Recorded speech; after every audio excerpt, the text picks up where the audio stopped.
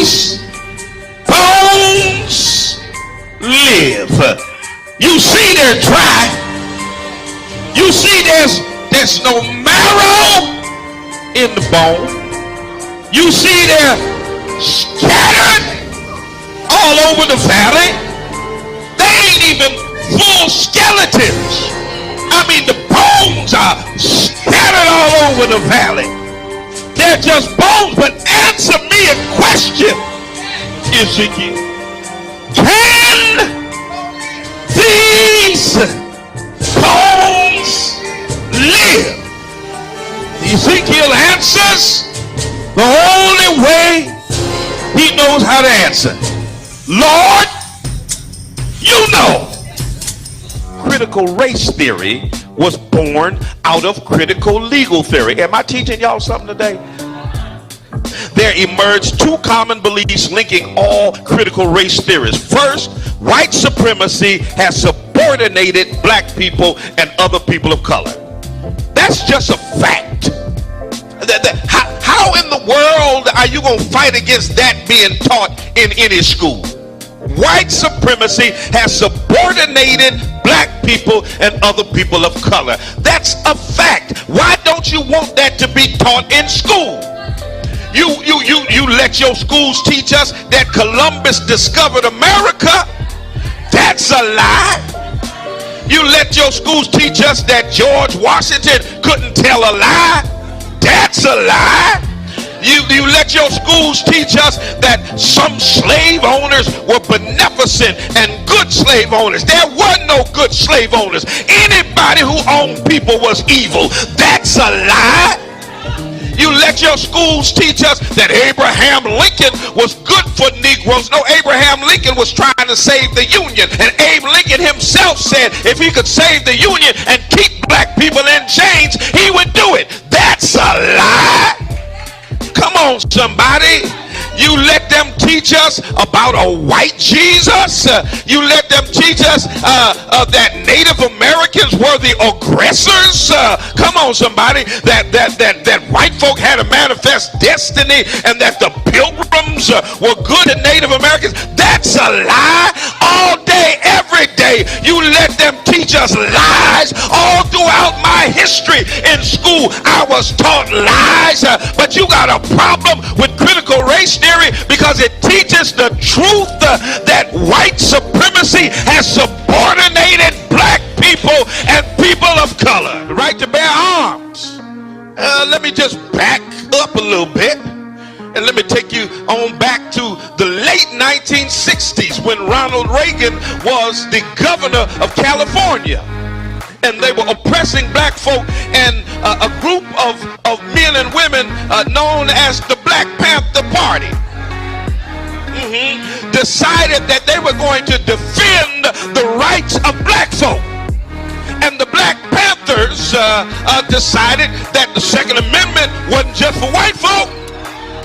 So they strapped themselves with guns and showed up at the Capitol in California. And when they saw them Negroes with guns, come on, somebody. That's why I say if you ever really want to get gun laws changed, just strap all these Negroes up. They'll change them laws before the week is over. When the Black Panthers, watch this, I want you to read, the California legislator passed what was called the Mulford Act. It was a gun control act that decided who could get guns, who couldn't get guns, what could be in your background, what couldn't be in your background. It was the first time in history that the National Rifle Association, the NRA, supported restrictive gun legislation, all because black folk had the nerve to get strapped. Look at your neighbor and say, neighbor, go get strapped. Amen, somebody. Y'all gonna say Bishop told us to get strapped. I said it. Go get strapped. It just got real quiet up in here. But y'all already know I'm a triple P. Amen. Y'all know what a triple P is, right? A pistol packing preacher. Amen, somebody.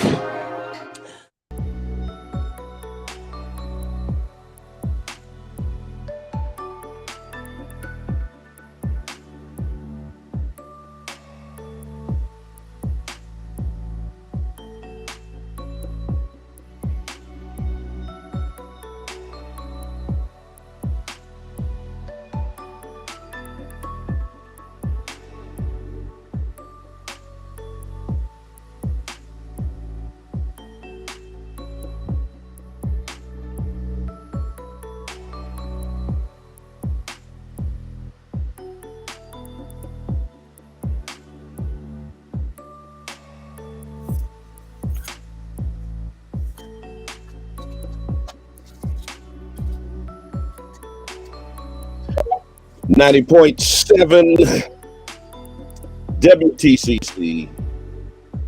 Good morning and welcome to the Spoken Word. I'm your host, Bishop Talbert Swan II. And welcome to another edition of the Black Love Experience. I want to thank Minister Rick Robb bringing us up until the 9 o'clock hour. Nothing but good gospel music, sitting in for Ernie Johnson. And you can hear him every Friday morning from 6 a.m. to 9 a.m. Bring you the best in gospel music. Good way to end your week. Remember here, you start out your week on Monday, your work week. You start out on Monday with good gospel music with Kenneth Barnett. And then Friday, you end your work week with Ernie Johnson and Minister Rick Robb from 6 to 9 with gospel music. And then on Sunday, again, good gospel music. So it's always here on WTCC. Listen, we're going into the new year. This is the last Friday in 2023. And the next time you catch me on the radio on Monday will be in 2023. This is last Friday, 2022, rather. So the next time you catch me on the radio on Monday, it'll be 2023. Listen, today I want to talk about a subject, touchy a little bit, but you know how we do anyway. We talk about those things that it might be a little difficult to talk about.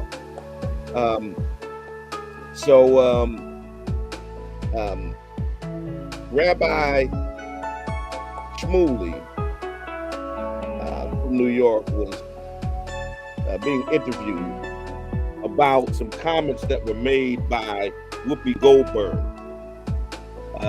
They're now accusing her of doubling down on some anti-Semitism, and they're calling for her firing from The View, et cetera, et cetera, et cetera. And so he was talking about that, and then he accused her. He said she was trying to one-up other people, and that we should never play one-upmanship. These are his words, one-upmanship when it comes to human suffering. That we shouldn't be making comparison to human suffering. And then he went on to say how the Black community has suffered immeasurably. And then he did exactly what he said that Whoopi shouldn't do, comparing human suffering and playing one-upmanship, because in the next breath, he said, the Holocaust is the world's greatest crime. The Holocaust is the world's greatest crime. This is what the rabbi said. So, I guess, the question that I have with this is it? That's all. Is it? Is it the world's greatest crime? And I know there's some who's going to say I'm anti-Semitic for asking the question.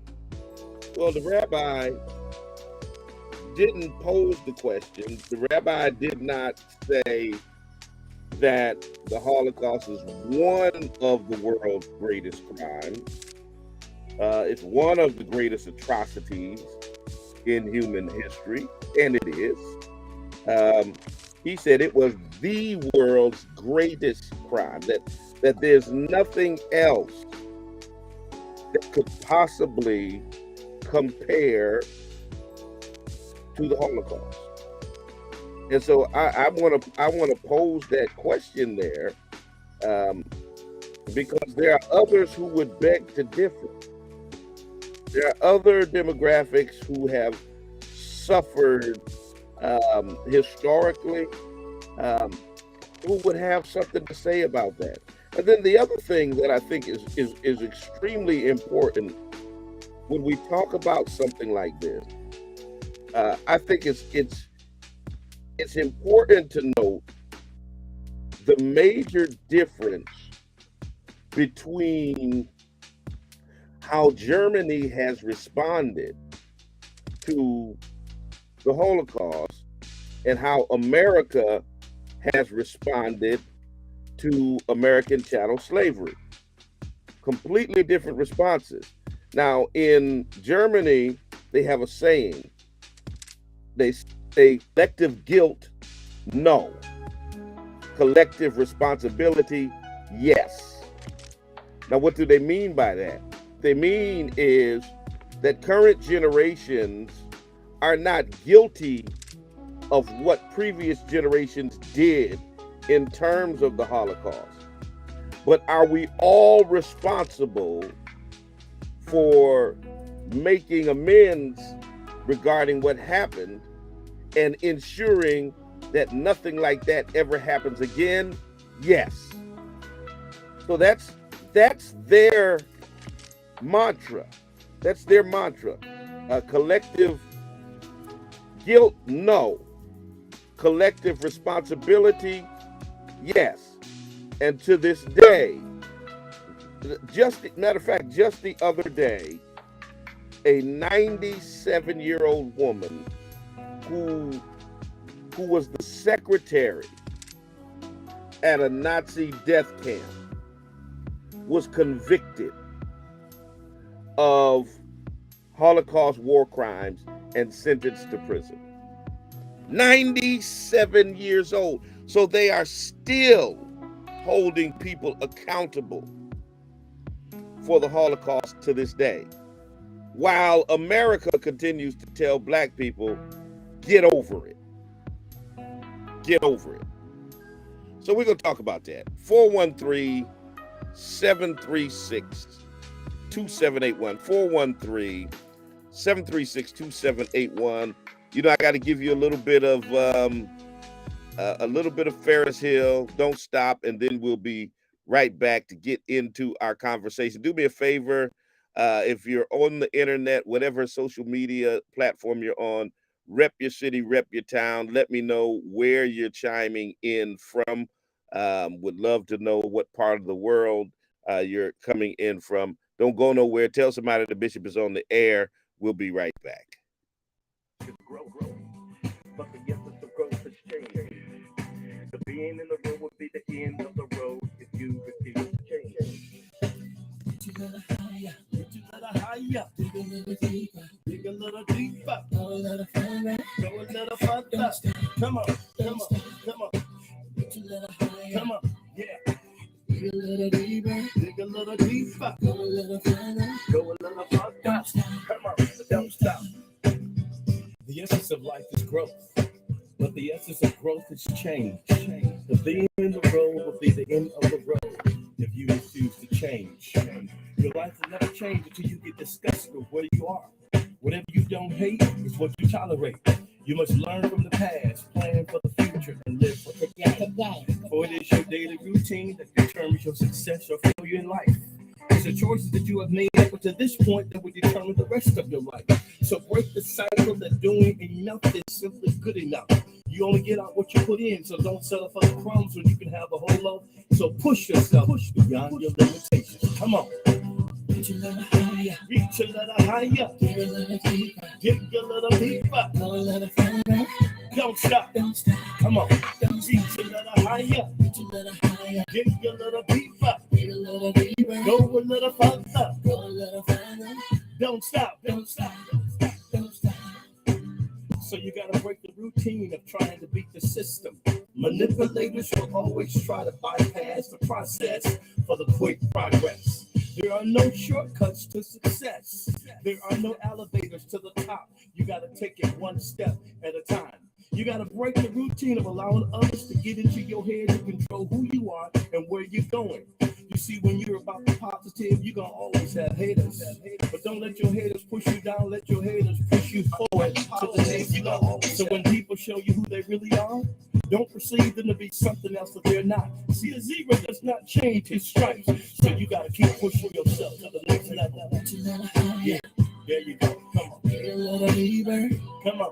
Yeah. Go a little further. Go a little further. Don't stop. Come on. Don't stop. Come on. Yeah. Reach a little higher. Reach a little higher. Get a little deeper. Dig a little deeper. Go a little further. Go a little further. Come on. Come on. Come on. You got to understand the greatness is the nature that you were born out of. You'll never discover your greatness without hard work and dedication. Greatness says more about who you are and what you expect for yourself. And greatness will always attract greatness. Show me your friends and I'll show you the future. You're just a step away. You're just a step away. You're just a step away. Don't ever give up. Come on. You're just a step away. You're almost there. Come on. You got to push yourself beyond your limitations. You see, there's no mountain too high, no valley too low. You can go where you want to go. It's all in the power of your imagination. You can see the invisible. You can do the impossible. So stretch yourself. Take yourself to the next level. Come on, come on, come on. Reach a little higher. Dig a little deeper. Go a little further. Come on, come on, come on. Don't stop, come on. Reach a little higher. Dig a little deeper. Go a little further. Don't stop, don't stop, don't stop. Come on, yeah. Come on. Yeah. Come on. Blessings are coming your way. Go a little further. Don't stop. Don't stop until you get your dream. Don't stop. Get your dream. Until you get your dream. Come on.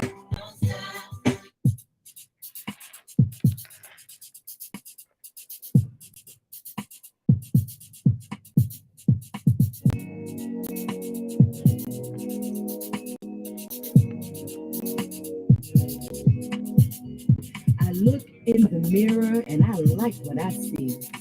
A strong, beautiful black woman staring back at me. One who's seen a lot of pain and had her share of sorrow, but who never gave up hope for a brighter tomorrow. I've been lied to, cheated on, stolen from and hit, but it just made me stronger and I refuse to quit. That's right. And though I've been tempted, I refuse to stoop to their level. I rose above that nonsense and made a liar of the devil. All right now. The devil who said I wasn't good enough, cute enough, or worthy of love, I kicked his butt with divine power from above. Power that says I can do all things through Christ, which strengthens me and brought me out of darkness so that I could see that I'm smart, I'm beautiful, I'm a child of the King. Abundant love for me he came to bring. Oh yes, when I look in the mirror, I love what I see. That strong, beautiful black woman, that woman is me. 90.7 WTCC. Good morning, good morning, good morning, good morning, good morning. This is the absolute last Friday. 2022. Y'all. Is it? We rolling in to 2023. Y'all ready for it? Well, ready or not, here it comes. It's coming, whether we like it or not. Rep your city, rep your town. Let me know where you're chiming in from.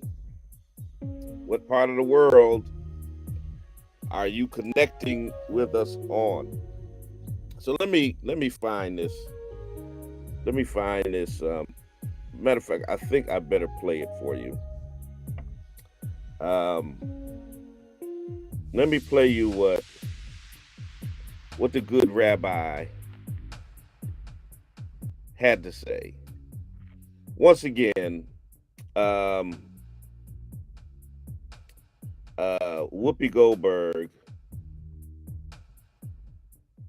upset some folks again because she had some commentary around the Holocaust. And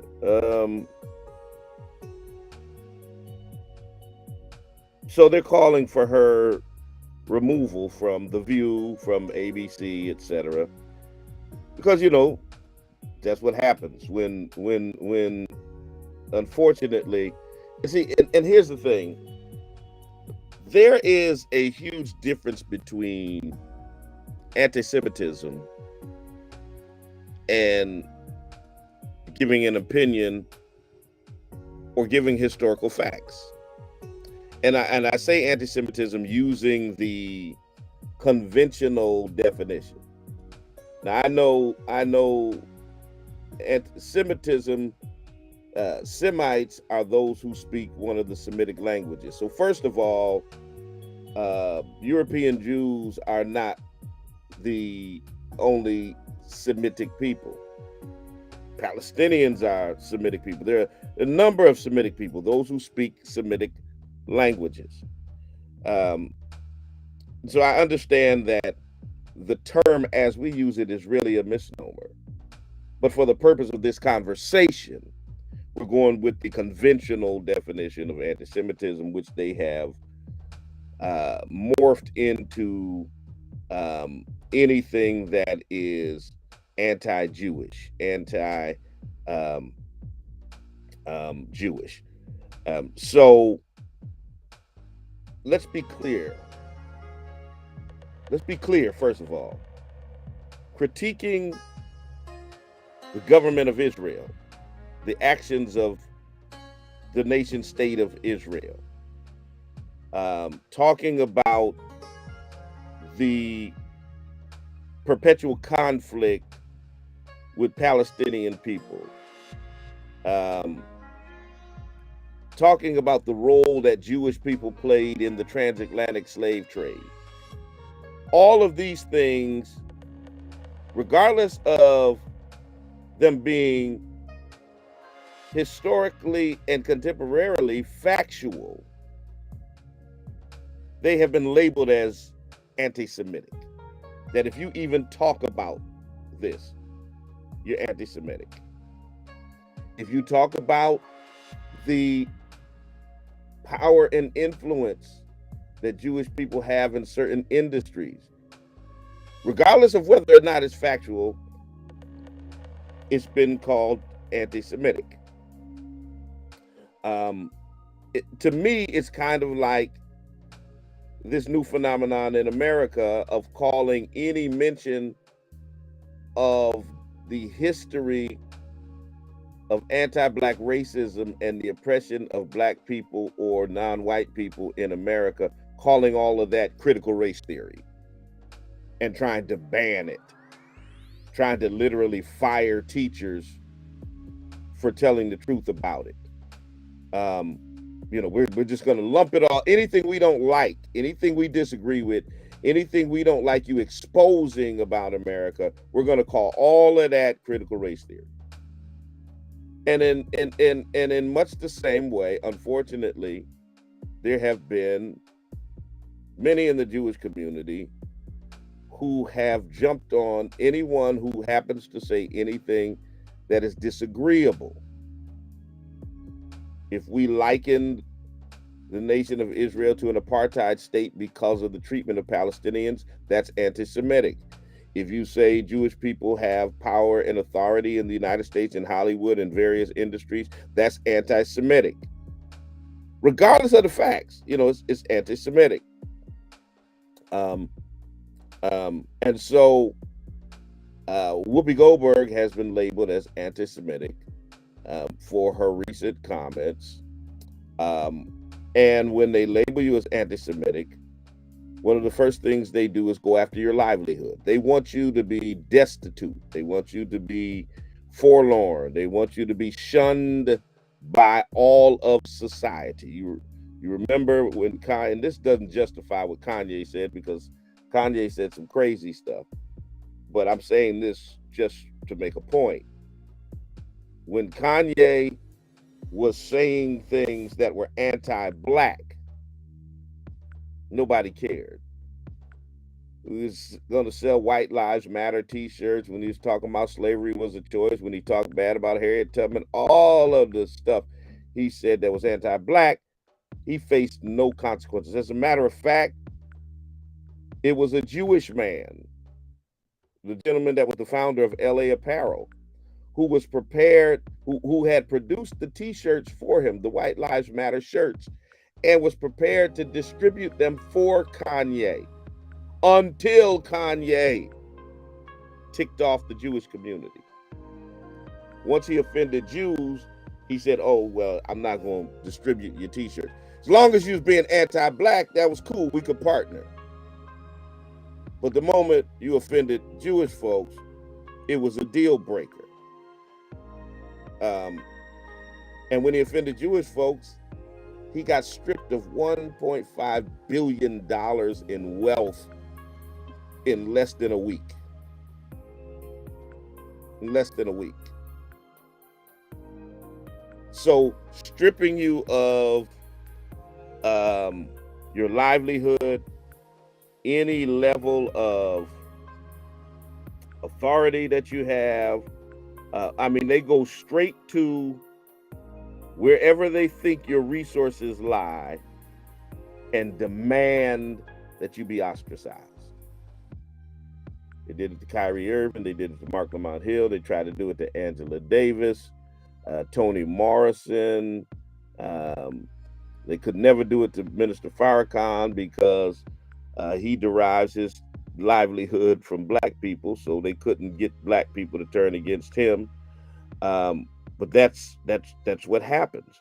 And so now that Whoopi is on their bad side, they're trying to get ABC to fire her, and they're trying to strip her of everything that she has. That's the response. And it's to make an example of you so that you do not run afoul, you do not dare express an opinion that conflicts with the conventional narrative. And so Rabbi Shmuley Boteach condemned what he called one-upmanship, or comparing human suffering. And then in the same breath, he compared human suffering and one-upped slavery by calling the Holocaust the world's greatest crime. Let me let you hear it, just so you know he actually said it, and then we'll talk about it. One-upmanship when it comes to human suffering and annihilation are never wise. The black community has suffered immeasurably, as has the Jewish community. The Holocaust was the world's greatest crime. Now, let's just be clear. Okay, so one-upmanship when it comes to human suffering and annihilation are never wise. The black community has suffered immeasurably, as has the Jewish community. The Holocaust was the world's greatest crime. Now notice. Now I want you to understand. I want you to notice, because the rabbi is shrewd and deliberate. He talked about the black community's suffering and Jewish suffering. Same sentence. It is not by happenstance that immediately after talking about the suffering of the black community and the suffering of Jewish people, that he immediately said the Holocaust was the world's greatest crime. After just saying one-upmanship is never good, that we shouldn't be comparing human tragedies. And then he does exactly what he said we shouldn't do, by then putting the suffering of Jewish people as the number one level of suffering that the world has ever known, in direct comparison to the suffering of black people. This was not a mistake. This was on purpose.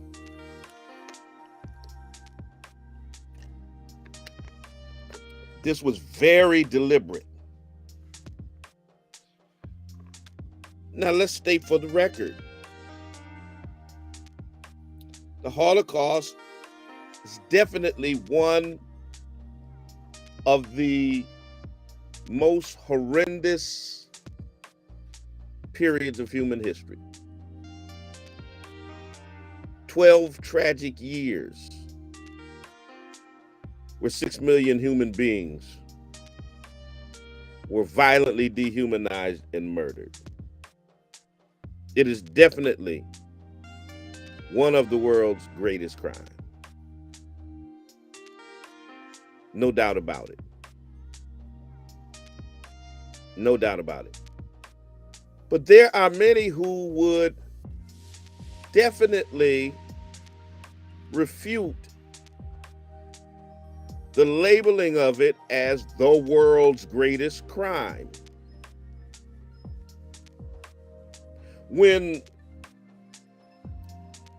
after Christopher Columbus arrived in North America, between violent murder, genocide, and the spread of disease that colonizers brought with them, 55 million indigenous people lost their lives. And let me be clear, I'm not trying to be offensive by making comparisons. I do this for the purpose of, you know, what the rabbi said, this is the greatest crime. I just want you to understand the depth and the level of human suffering that various people have gone through throughout the annals of human history, to where you cannot just blanketly say the Holocaust is the world's greatest crime. 6 million Jews lost their lives. Absolutely, it was a great crime. 55 million indigenous people were genocided. 55 million.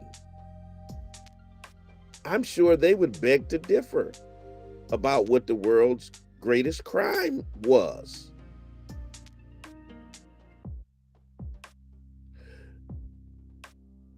The transatlantic slave trade,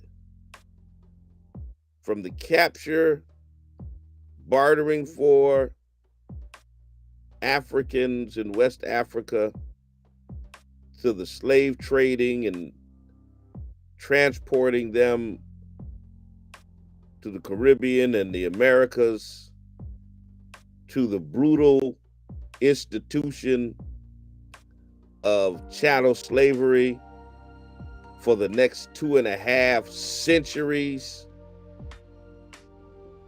70 million Africans and their descendants lost their lives because of the institution of slavery. 70 million. So when the rabbi cavalierly talks about the Black community suffering, he didn't tell you 70 million of them lost their lives. Not just lost their lives, lost their heritage, their history, their language, their culture, their religion. You cannot even measure the level of suffering that Black people have gone through. And again, part of that suffering is still ongoing. And once again, I think we ought to take note of how nations have responded. How these yet to be United States of America has responded to the institution of slavery, how Britain has responded to the institution of slavery, how Germany has responded to the Holocaust. And you will find that it's irrefutable that Germany has responded better in terms of taking responsibility,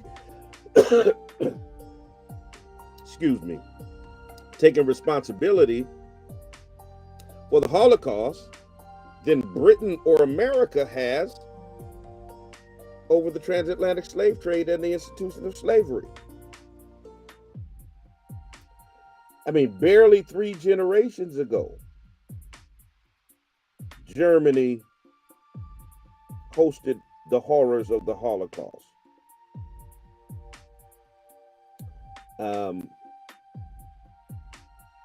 And today, less than 100 years, less than 100. And here's why America ought to be ashamed. Because they keep telling black people slavery was 150 years ago. Yeah, and you still haven't paid reparations. You still haven't ever made a public apology. You still haven't done anything to make whole the generations of descendants whose people suffered through the institution of slavery after 150 years. You ought to be ashamed of yourself. Instead of bragging that it was 150 years ago, you ought to hang your head in shame to say we haven't done jack to take responsibility for it in 150 years. But in less than 100 years, Germany has made a prodigious effort to come to terms with its past. They've got regularized rituals of repentance and understanding. They've paid reparations. They've developed a collective culture of atonement.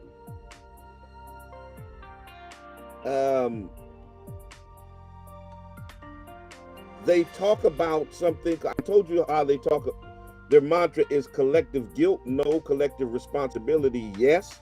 They talk about working off the past. Working off the past, which refers to Germany's efforts to interrogate the horrors of the Holocaust and the rise of Nazism and hold people responsible for it. It's been a decades-long exercise. They started in the 1960s, barely 20 years after the Holocaust. They started to examine, to analyze, and deal with that evil chapter. In America, they got monuments to the Confederacy. They don't have any monuments to Hitler or to Nazism in Germany. Okay? But they've got monuments about making amends for the past, teachings, art, architecture, protocols, public policy.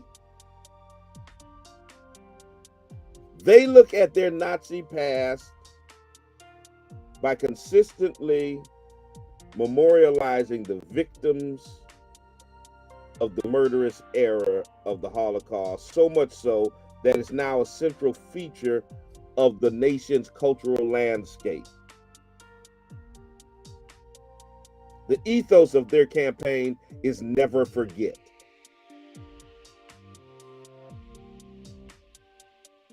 You got to see the difference.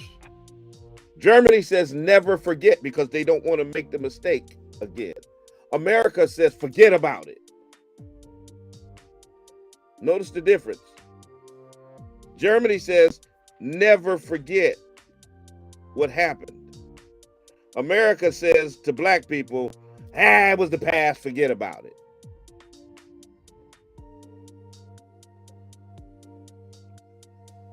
there's a distinct difference in terms of how each nation has tried to atone for the atrocities of its past. Basically, America has not tried to atone, and Germany continues to try to atone. And I'm going to go out on a limb, and I think history backs me up. America is not trying to atone for a sin that's far greater than what happened in Germany. And I know Mr. Rabbi said don't compare human sufferings, but he did it. So I just want to push back a little bit. Once again, never would make light of what happened there. 12 horrific years of unspeakable, unthinkable violence and inhumanity to man that occurred in the extermination of 6 million Jews. But the rabbi made light of 246 years of bondage, perpetual bondage, rape, lynching, murder, brutalization, dehumanization, atrocities that are unspeakable, that happened for generations against Black people in America. How dare you brush it off as, yeah, Black people have suffered, but the Holocaust is the world's greatest crime. Stop it. Stop it. 413-736-2781. 413-736-2781 is the number if you want to chime in on the conversation today. I know it's not one that you really wanted to hear about going into the new year, but it's what's on my heart, and it's it's what was being discussed. So I bring it up here. 413-736-2781. If you're in the Twitter space, certainly you can put your request in to chime in on the conversation. And if you're in our other social media spaces, by all means, get your comments in there. Let us know exactly what you're thinking about this subject matter. At some point in time, America has got to come to grips with its past and take responsibility for it, instead of continuing to just tell us to get over it. Where do they do that at? Where do they get to just dehumanize people for generations and then just tell the victims of it, just get over it? I mean, how callous is that? How inhumane is that? What, we're the beacon of democracy and the land of the free and the home of the brave and all of that stuff? I mean, come on. A nation has to face its criminal past in order to become whole and strong and not riven by unsaid guilt, unsaid resentment. But America won't do that. They won't even learn from the process that Germany is going through to atone for the Holocaust. They won't learn from it. They won't learn from what South Africa did with Truth and Reconciliation after the dismantling of apartheid. America just wants to sweep its past up under the rug and act like black folks are doing them a disservice by talking about what they went through. That somehow it's an affront on white people if you talk about the history of America. I mean, that's exactly how they act. It's crazy. That they are the victims because we want them to deal with the wickedness of their past. You know, it's like when somebody does something wrong and then they get mad at you because you pointed out that they did something wrong. That's America all day long. All day long. Difference between Germany and America: Germany put their Nazi criminals on trial. I mean, they started in 1960. They had a trial in Israel of Adolf Eichmann, a chief architect of the Holocaust. They televised it. They had the Auschwitz trials of Nazi war criminals from 1963 to 1965.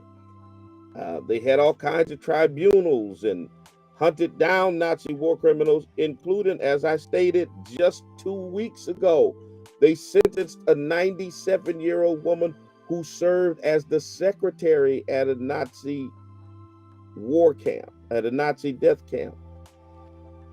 Sentenced her to prison. She was the secretary. So they continue to hold people accountable for Nazi war crimes. By contrast, Carolyn Bryant, who was responsible for the lynching and murder of Emmett Till and lying on the witness stand to protect his murderers, neither the Justice Department under a Democrat administration, by the way, for you Democrats, y'all complain that Bill Barr and Trump wouldn't prosecute Carolyn Bryant Dunham, the woman who lied on Emmett Till and caused his murder, and then lied on the witness stand to protect his murderers, and then admitted that she lied both times.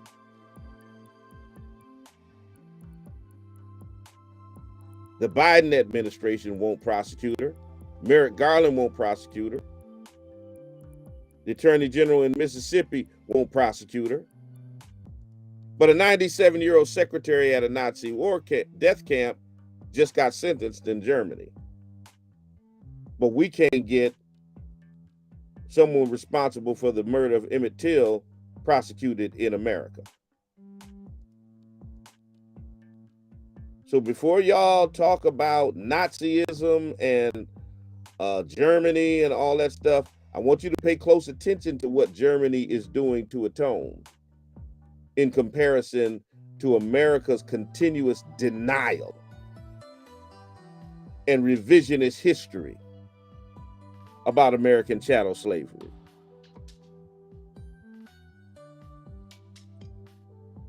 Because the narrative in America is, well, it's not really our fault because Africans sold Africans. And only a small percentage of white people actually owned slaves. And it wasn't a whole lot of slaves anyway. And there were some slave owners that was good slave owners. And white people actually fought to free the slaves. And it was a long time ago. And we're not guilty, and we never owned a slave. America keeps ducking and dodging and jumping through hoops. But y'all condemn Germany for the Holocaust. I mean, that's what kills me. When white folks in America will condemn Germany for what happened in the 1940s, something that it has taken full responsibility for to this day and continues to atone for. But then at the same time, we'll tell black people in America to get over what we've been through. Y'all some of the biggest hypocrites on the planet. I promise you. I mean, that is so hypocritical. I don't want to hear nothing about y'all talking about Germany and you can't come to grips with what America did. Good morning, caller. Yeah, good morning. First of all, I want to say Whoopi Goldberg is paid to give her opinion. So she can say whatever she, feels like saying. That's part of the discussion on these shows. She shouldn't be, I hate the cancel culture. Well, she didn't actually even say it on the show. She was on a different program. She wasn't even on The View when she made this latest comment. Yeah, but yeah, she's paid to give her opinion, and she gave her opinion. That's her opinion. That's fine. Now, slavery was terrible. The Holocaust was terrible. It's kind of silly to try to compare them. They're both horrible. Slavery was not just an American thing. It was worldwide. But we're not talking about worldwide slavery. We're not asking America to take responsibility for worldwide slavery. We're asking America to take responsibility for the institution of slavery that happened in America. And often whenever we do that, people default to that narrative you just pushed. Well, slavery was worldwide, as if somehow saying something happened other places makes it okay to have happened in America. That's kind of like with your kids, when one of them gets in trouble, Johnny gets in trouble and they say, well, Billy did it too, as if that somehow absolves him from his wrong. I don't buy that narrative. So as far as reparations go, if reparations is, going to fix it, how do you do that? How do you come up with who's the victim, who gets paid, how much? Well, the interesting thing about that question is that question only gets asked when it comes to reparations for the descendants of enslaved Africans. That America seems to be able to figure out very well how to calculate what to give people at any other given time in history. When we went through this pandemic, they came up with a figure in terms of what we're going to give everybody, and they pulled $33 trillion from under a mattress and said, we're going to give people PPP loans, we're going to give people $1,400 stipends. They figure it out. When it came to Japanese Americans who were interred during World War II, America came up with a figure, and they came up with an amount of money to give to every Japanese American who was affected by the internment, and they gave reparations. They gave reparations to countless Native American tribes. So America can seem, matter of fact, America has even given reparations to Jewish people who were affected by the Holocaust, and the Holocaust didn't even happen in America. And so my question is, how come America can always figure out what to give other people when it comes to reparation, but then the question is always, how do we figure out what to give black people?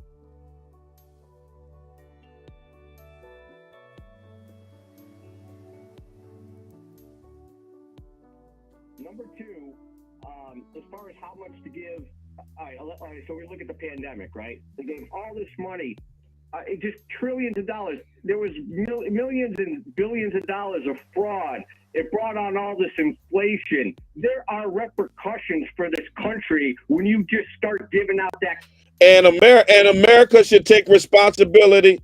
And America should take responsibility for the fraud and allowing the fraud. The government is the one who started giving billionaires millions of dollars in this COVID crisis. That was the loopholes that they created to give it to them. But we're not. And here's the thing: the problem I have when people start talking about reparations, they start talking about reparations as if it's a handout, as if. Now, just think about this for a minute, and this is what people can't seem to get. If 5 generations of your family were forced to give their lives in perpetual servitude from the time they were born to the time they died on plantations, so and how do you pay that? How do you think about it? How do you begin to pay my family for the fact that my great-grandfather spent his life in servitude, my great-great-grandfather spent his life in servitude, all of those in my family in those generations spent all of those years of uncompensated labor. And so reparations is a debt that's owed. It's not a handout. We're talking about labor that was never paid for. I'm just saying that's usually what people jump to. They think it's some kind of a handout, some kind of freebie money or something like that. No, that's what America owes to the descendants of enslaved people for free labor that built this country. Yeah. So to your point, I agree with you. I'm just saying it's a complex situation. How much, like you said, how can you possibly compensate? Now, I completely understand that point, and I certainly understand the point that, your descendants didn't have anything to pass down, which is how wealth is, I know a lot of people, they got wealthy because they got, when somebody passed, somebody gave them a lot of money. Well, I always use this example. My wife and I bought our house in 1999. We've been living there 23 years. Our neighbors on either side of us, great neighbors, Bridget and Frank and the Kennys on the other side, their houses have been in their families for generations. So their houses being passed down to them, they never had to make a mortgage payment. Never. So I've been making mortgage payments for 23 years. Now you do the math. 23 years of mortgage payments, that's money that my neighbor Frank has never had to pay. What do you think he could have done with that money? Invested it, paid for his children's college education, put it in stocks and bonds, all kinds of things he could have done to build wealth with that. But because I was never in a position for my grandfather to pass a house down to my father, to pass a house down to me, that is a disadvantage that I had with my next door neighbor. And that's just a simplistic example of what people, when I tell people there are lasting effects of slavery that affect families to this day. And it's not just something that's simply saying, well, it happened 150 years ago, get over it. No, that's a perfect example. It's simplistic, but it's a perfect example because that's very understandable and that's very logical. Yeah. Now, so how to come up with that money? How to come up with a figure? I don't know. Well, there was a bill out. There was a bill out to study reparations for Congress to do that work, to come up with a figure, to decide that, but they can't even get that bill passed. So they don't even want to talk about it. They don't even want to deal with, they don't even want to study reparations or what it would look like or how much we should pay or anything like that. They want to gloss over it and just blow it off completely. It should be done, and I'll tell you why it should be. Well, you said why it should be done. So we can just do it, and then we can move on and, as one, hopefully. Exactly. Move on and put an ugly chapter behind us. And then at the end of the day, if America pays reparations to Black Americans, who do they think is going to benefit? America's going to benefit. That money is going to go right back into the American economy. Right, I agree. No, that actually would be it would be a really good investment. I'm surprised you agree, but thank you for your call. All right. 413-736-2781. I only got 2 minutes left, so I need to get a couple of these folks up in the Twitter space that are trying to get in up in here. Let me get Antoine Thomas in the building. Antoine, you got the microphone. Unmute your mic and holler at me. All right, Antoine, going once, going twice. I got to get you out because I got to transition out. Let me see. HB, unmute your mic and holler at me. See if we get HB in here in the Twitter space. Come on through, HB. Unmute your microphone. If not, we got to move on. There you go. Good morning. Good morning. Sorry, I got to take this last swallow.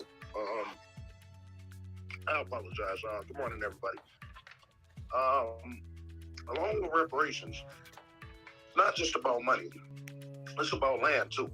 We need to get our land so we could be able to produce for ourselves.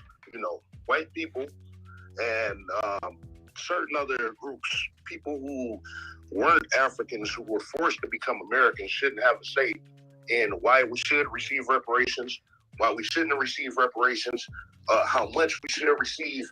Like I said, this is, like you said, this is payment for the hell that they put us through, and not just put us through throughout slavery, but what they did to us after slavery leading into this day.